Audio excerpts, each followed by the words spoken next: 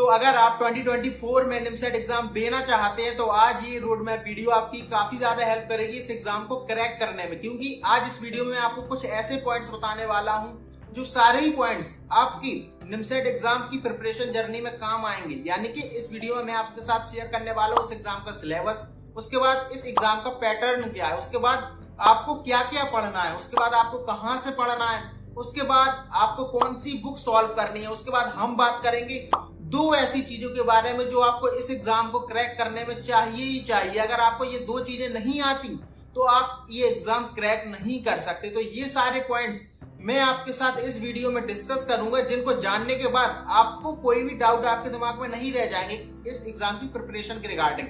तो इस वीडियो में हम बात करेंगे इन्हीं पॉइंट्स के बारे में। तो अपन इस वीडियो को स्टार्ट करते हैं। तो यार सबसे पहले बात करें अगर हम निमसेट एग्जाम के सिलेबस के बारे में, तो आपका निमसेट एग्जाम का सिलेबस डिवाइडेड है 4 पार्ट में। सबसे पहले math, reasoning, computer and English, यानी कि ये 4 पोर्शन है।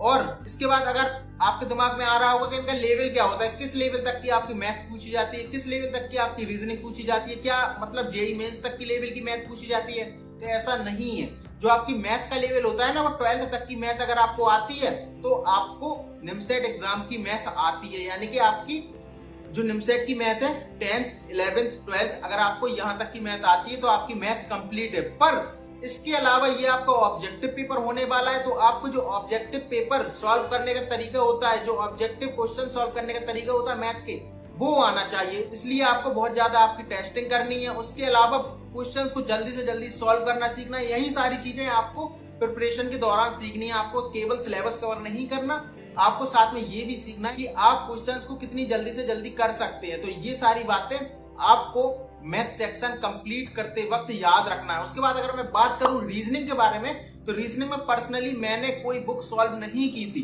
क्योंकि जो रीजनिंग में 20 क्वेश्चन होते हैं, 15 से 20 क्वेश्चन, वो तो क्वांटिटी क्वेश्चंस होते हैं। और अगर आपकी मैथ अच्छी है तो वो क्वेश्चंस आप मैथ के बेस पे कर सकते हैं। यानी कि आपकी रीजनिंग में 15 से 20 क्वेश्चंस आपके मैथ के बेस पर आप कर सकते हैं अगर आपकी मैथ स्ट्रांग है। और उसके बाद जो बचे हुए 20 क्वेश्चन बच जाते हैं, तो ये क्वेश्चन आप जैसे जैसे मॉक देते जाएंगे, कुछ कुछ टॉपिक्स आप पढ़ लेना अलग से रीजनिंग के लिए, तो आपको रीजनिंग समझ में आ जाएगी, क्योंकि इतना टफ नहीं होता। कुछ ही पैटर्न के क्वेश्चंस आते हैं, तो वो जिस टॉपिक के क्वेश्चंस आते हैं वो आप YouTube से पढ़ सकते हैं या कहीं से भी पढ़ सकते हैं। इसके लिए आपको बुक सॉल्व करने की जरूरत नहीं है, क्योंकि पर्सनली मैंने भी बुक सॉल्व नहीं की थी, क्योंकि इतनी टफ रीजनिंग नहीं आती।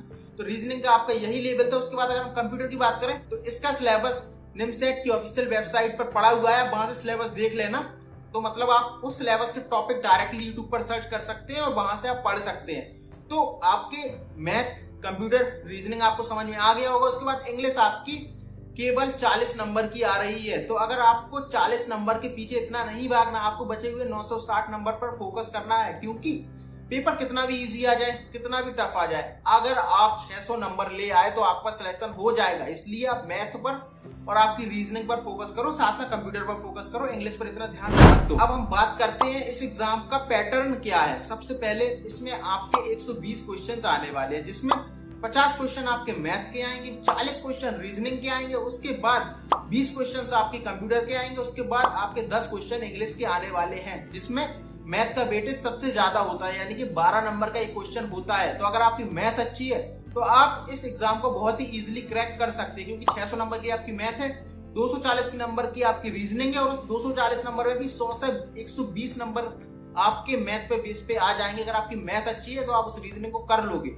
उसके बाद आपका 6 नंबर का एक क्वेश्चन रीजनिंग का है, 6 नंबर का एक क्वेश्चन आपका कंप्यूटर का है, 4 नंबर का एक क्वेश्चन आपका इंग्लिश है, यानी कि 40 नंबर की इंग्लिश है, 120 नंबर की आपकी कंप्यूटर है, उसके बाद 240 नंबर की आपकी रीजनिंग है। तो आपको एग्जाम पैटर्न समझ में आ गया होगा कि यहाँ पर मैथ का वेटेज ज्यादा है। तो अगर आप मैथ में अच्छे हैं तो ये एग्जाम आपके लिए क्रैक करना थोड़ा इजी हो जाता है। उसके बाद हम बात करेंगे तीसरे पॉइंट के बारे में कि आपको पढ़ना कहां से है। ये सबसे बड़ी प्रॉब्लम है, क्योंकि YouTube पर निमसेट का सिलेबस नहीं पढ़ा हुआ है। यानी कि कोई भी निमसेट के टीचर ने पूरा सिलेबस नहीं पढ़ाया हुआ है YouTube पर। तो अगर आप YouTube पर पढ़ने जाओगे तो फिर आप जेईई के टीचर से पढ़ोगे, और इसमें कुछ गलत भी नहीं है, क्योंकि जो मैथ का सिलेबस है, मैथ का तो वही सिलेबस है जो जेईई के टीचर पढ़ा रहा है। कुछ अलग मैथ थोड़ी ना आएगी। बस आपको यहाँ पर कुछ चीजें याद रखनी है, जैसे जो आपका आईआईटी का पेपर होता है उसमें आपको टाइम ज्यादा होता है और क्वेश्चंस कम होते हैं, पर आपके यहाँ निमसेट में 120 क्वेश्चन है और 120 मिनट है। तो आप केवल कॉन्सेप्ट से क्वेश्चन यहाँ नहीं कर सकते, क्योंकि अगर आप कॉन्सेप्ट से करने गए तो आपके बहुत सारे क्वेश्चन छूट जाएंगे। तो इसलिए आपको शॉर्ट में करने का तरीका आना चाहिए। आपको आंसर का यूज करके, जो आपको ऑप्शंस दिए गए हैं उनका यूज करके क्वेश्चन सॉल्व करना आना चाहिए। आपको वैल्यू लेकर क्वेश्चन सॉल्व करना आना चाहिए, यानी कि केवल अप्रोच के साथ आप इस एग्जाम में क्वेश्चन करने का ट्राई करेंगे तो आपका बहुत सारा पेपर छूट सकता है। तो यहाँ पर आपको शॉर्ट तरीके आना चाहिए। तो इसलिए आपको कहां से पढ़ना है तो उसके बारे में हम बात कर रहे थे। तो या तो आप सेल्फ स्टडी करेंगे या किसी कोचिंग को ज्वाइन करेंगे। और निमसेट की कोचिंग्स काफी ज्यादा महंगी है, क्योंकि गिनी चुनी कुछ कोचिंग्स है, इसलिए इन्होंने फीस काफी ज्यादा हाई कर रखी है। और इतनी हाई फीस होने की वजह से काफी सारे बच्चे नहीं अफोर्ड कर सकते। और मतलब जेन्युइन सी बात है, क्योंकि इन्होंने बहुत ज्यादा फीस कर रखी है। तो आप चाहें तो YouTube से भी सारा कवर कर सकते हैं। उसके लिए मैंने आपको चैनल्स बताए थे, आप ये वाली वीडियो चेक करना, जहां पर मैंने आपको डिटेल में बताए थे कि कितने सारे चैनल YouTube पर मौजूद हैं जहां से आप मैथ, रीजनिंग, कंप्यूटर कवर कर सकते हैं। ये वीडियो देख लेना, आपको सारा कुछ समझ में आ जाएगा। तो आप यहाँ सेल्फ स्टडी करके ये सारे आपके जो मैथ है, रीजनिंग है, कवर कर सकते हैं। लेकिन अब बात वही आ जाती है, आपको क्वेश्चन कम समय में करना है। तो कम समय में करने के लिए आप टेस्ट सीरीज ले सकते हैं, क्योंकि वह टेस्ट सीरीज में जो वीकली टेस्ट होंगे ना, उसका एनालिसिस कराया जाएगा। यानी कि हर टॉपिक का हर वीक में टेस्ट होगा, उसका एनालिसिस कराया जाएगा ना, तो वहां से आप शॉर्ट ट्रिक सीख लेंगे। तो जिससे आप क्वेश्चंस को कम समय में करना भी सीख जाएंगे। तो आपने सिलेबस इन वीडियोस से देख लिया, अपना सिलेबस कवर कर लिया, और वीक के लास्ट में जो टेस्ट हुआ तो वहां पर आपको शॉर्ट ट्रिक भी पता चल गई। तो आप सेल्फ स्टडी करके भी इस तरीके से एग्जाम को निकाल सकते हैं। उसके अलावा अगर आपको कोचिंग ज्वाइन कर ली है, मतलब अगर आपने कोचिंग ज्वाइन कर ली ना, फिर आपको भटकना नहीं पड़ता। क्योंकि अगर आप यूट्यूब से पढ़ रहे हो, उन्होंने कुछ टॉपिक पढ़ाए, एक टीचर ने, बाकी छोड़ दिए, फिर आपको भटकना पड़ता है।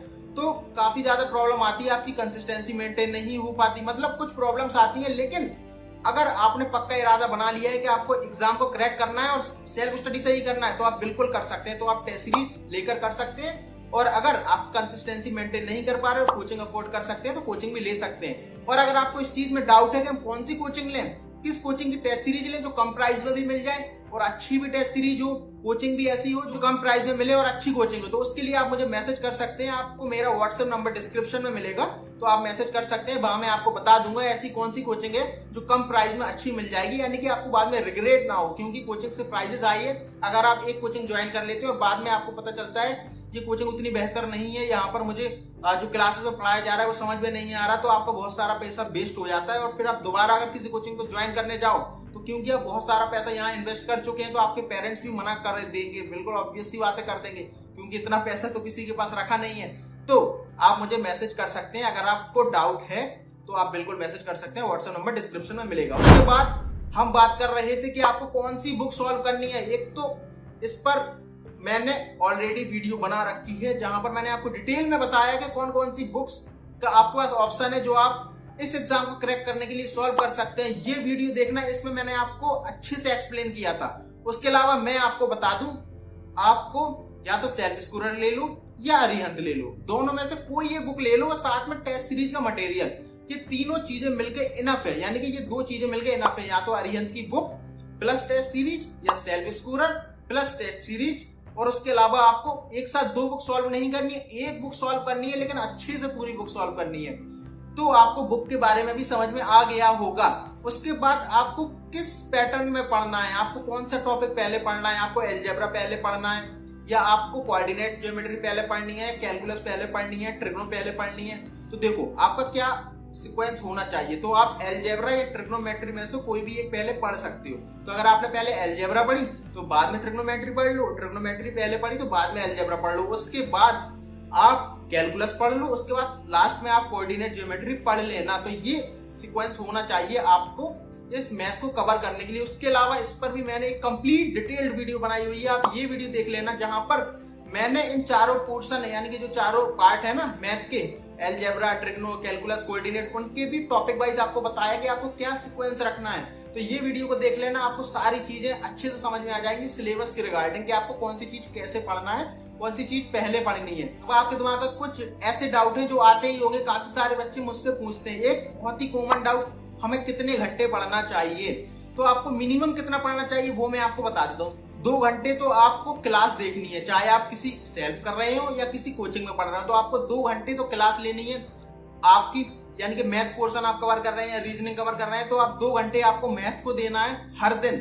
उसके बाद आपको कम से कम 3 घंटे सेल्फ स्टडी करना है। आप 5 घंटे पढ़ते रहो, आप इस बचे हुए 10 महीने में इस एग्जाम को निकाल लोगे। तो आपको कितना पढ़ना है? 2 घंटे तो आपको क्लास में देना है अपना वक्त नए टॉपिक को सीखने के लिए, उसके अलावा 3 घंटे आपको सेल्फ स्टडी के लिए देना है। तो आपको मिनिमम 5 घंटे पढ़ना है। उसके अलावा मैं तो आपसे कहना चाहूंगा, आपको जितना भी वक्त है पूरी तरीके से डेडिकेशन के साथ आप पढ़ने में लग जाओ। पूरे टाइम केवल पढ़ते ही रहो, क्योंकि आपके पास 10 महीने हैं और कंपटीशन बढ़ता जा रहा है दिन ब दिन। मतलब पहले अगर हम देखें तो 20 से 25 हजार बच्चे देते थे, लेकिन अब इस साल कम से कम 25 से 30 हजार बच्चों ने पिछले साल एग्जाम दिया है 2023 में। तो कंपटीशन काफी बढ़ता जा रहा है। तो इसलिए आप ये नहीं कर सकते कि मैं इतने समय पढ़ लूं या इतने पढ़ लूं। आपको जितना भी वक्त है उतने में पढ़ो। उसके बाद आपको बची हुई जो आपके 10 महीने हैं, तो आपको कितने टाइम में क्या कवर करना है। तो मेरा ऐसा मानना है कि ज्यादा से ज्यादा आपके 7 से 8 महीने लगना चाहिए इस एग्जाम का सिलेबस कवर करने में। यानी कि 7 से 8 महीने में आपको पूरा सिलेबस कवर कर लेना है, जिसमें आपकी मैथ भी इंक्लूड है, आपकी रीजनिंग भी इंक्लूड है, आपका कंप्यूटर भी इंक्लूड है। उसके बाद बचे हुए 2 महीने में आपको आपका सारा जो है वो रिवाइज करते रहना और साथ में मॉक टेस्ट जरूर देना है। लास्ट के 2 महीने केवल आपको आपकी टेस्टिंग में देना है, क्योंकि ये एग्जाम में पूरा खेल है स्पीड का। तो वो आपकी कहां से आएगी? वो टेस्टिंग से आएगी। तो आपको लास्ट के 2 महीने में टेस्ट ही टेस्ट देना है और आपको 7 से 8 महीने में पूरा सिलेबस कवर कर लेना है। अब कुछ बच्चों के दिमाग में आएगा कि टेस्ट सीरीज फिर तो हमें लास्ट में ले लेना चाहिए। टेस्ट सीरीज आपको अभी ले लेना चाहिए। क्यों? क्योंकि वीकली जो आपके टेस्ट होंगे वो टॉपिक वाइज टेस्ट होंगे और टॉपिक वाइज टेस्ट देना बहुत जरूरी है, क्योंकि ये टॉपिक वाइज टेस्ट आपको बताएंगे कि आपने किस हद तक आपका टॉपिक कवर कर लिया है। क्योंकि आप तो अपने एंड से पढ़ रहे हो, सेल्फ स्टडी कर रहे हो, आपको नहीं पता आपने टॉपिक पूरा कवर किया नहीं किया, क्योंकि आप जेईई की टी से पढ़ रहे हो। और जो मैथ में आपके जो निमसेट में मैथ है उसके सारे पैटर्न आपने टॉपिक के कवर किए हुए हैं नहीं किए हुए हैं, वो आपको सारा टेस्ट सीरीज में समझ में आ जाएगा। क्योंकि आपके 50 क्वेश्चन का टेस्ट होगा, उसमें आपको उस वीक में जो टॉपिक पढ़ाया गया है ना कोचिंग, वो साथ साथ ही टेस्ट सीरीज में चलता है। तो इसलिए आपको अभी से टेस्ट सीरीज ले लेना चाहिए। और इसके रिगार्डिंग आपको कोई भी डाउट है तो आप मुझे व्हाट्सएप पर मैसेज कर सकते हैं। व्हाट्सएप नंबर डिस्क्रिप्शन में मिलेगा। तो आपको समझ में आ गया होगा कि आपको 7 से 8 महीने में आपका सिलेबस कवर कर लेना है। बचे हुए 2 महीने आपको टेस्टिंग में देना है। उसके अलावा जो ये क्वेश्चन आता है कितने घंटे पढ़ना चाहिए, तो आपका जितना वक्त है आप पढ़ाई में लगा दें। इसके अलावा मैंने कुछ व्हाट्सएप ग्रुप्स बनाए हुए हैं ऑनलाइन बच्चों को जोड़ने के लिए। जो भी बच्चे सेल्फ स्टडी कर रहे हैं या जो भी बच्चे टेस्ट सीरीज लेकर पढ़ाई कर रहे हैं, तो किस तरीके से अपने डाउट डिस्कस कर सकते हैं, एक दूसरे के टच में रह सकते हैं, उसके रिगार्डिंग मैंने ग्रुप्स बनाए हुए हैं व्हाट्सएप ग्रुप्स। तो वो आप ज्वाइन कर सकते हैं और ये वीडियो आप देख सकते हैं, जिसमें मैंने आपको डिटेल में इन ग्रुप्स के बारे में बताया है। उसके अलावा हमारा टेलीग्राम चैनल भी है, जहां पर मैंने अपने नोट्स डाले हुए हैं। उसके अलावा निमसेट के रिगार्डिंग जो भी अपडेट आता है वो मैं आपके साथ इस टेलीग्राम चैनल पर शेयर करता हूं। तो इन सभी का लिंक आपको डिस्क्रिप्शन में मिलेगा, आप चाहें तो ज्वाइन कर सकते हैं। उसके बाद आखिरी सबसे जरूरी चीज जो मैं आपके साथ इस वीडियो में शेयर कर रहा हूं, और ये 2 चीजें आपको इस एग्जाम को क्रैक करने में चाहिए ही चाहिए हैं। सबसे पहली चीज है स्पीड और दूसरी चीज है एक्यूरेसी। क्योंकि आपका 120 मिनट का पेपर है और 120 क्वेश्चन है, तो अगर आपके पास स्पीड नहीं हुई तो आप इस पेपर को पूरा अटेम्प्ट ही नहीं कर सकते। तो आपको स्पीड चाहिए ही चाहिए। और दूसरी चीज है एक्यूरेसी। एक्यूरेसी के लिए आप ये वीडियो देखना, जिसमें मैंने आपको बताया कि आपका एक मैथ का क्वेश्चन गलत करने से आप जो एनआईटी में जा रहे थे उसमें ना जाके नीचे वाले एनआईटी में आ जाओगे। इतना मैटर करता है एक ही क्वेश्चन इस एग्जाम में, इसलिए एक्यूरेसी बहुत जरूरी है। ये दोनों चीजें आपको स्टार्टिंग से मेंटेन करनी है, क्योंकि ये लास्ट में मेंटेन नहीं होगी, ये एक दिन की चीज नहीं है। तो आपको अभी से मेहनत करनी है स्पीड पर और एक्यूरेसी पे। तो मुझे उम्मीद है आपको सारी बातें समझ में आई होंगी इस एग्जाम के रिगार्डिंग। आपको सिलेबस भी समझ में आ गया होगा, आपको इस एग्जाम का पैटर्न भी समझ में आ गया होगा, आपको कहां से पढ़ना है ये सारी चीजें भी समझ में आ गई ही होंगी। उसके अलावा अगर आपको ये वीडियो इंफॉर्मेटिव लगी है तो वीडियो को लाइक कर देना, और नेक्स्ट वीडियो किस टॉपिक पर चाहिए वो कमेंट में बताना। मैं जल्दी से जल्दी ट्राई करूंगा उस वीडियो को बनाने का। और इसी तरीके की सिमिलर वीडियोस देखने में अगर आप इंटरेस्टेड हो तो चैनल को सब्सक्राइब कर लेना। मिलते हैं अपन किसी और वीडियो में, जब तक के लिए अपना ख्याल रखना। Bye. I'm changing who I am. I'm making a new plan, rearranging my life, and I won't look back ever again. Yeah. You ain't see me activated. You better hope that you never see me agitated. I think about my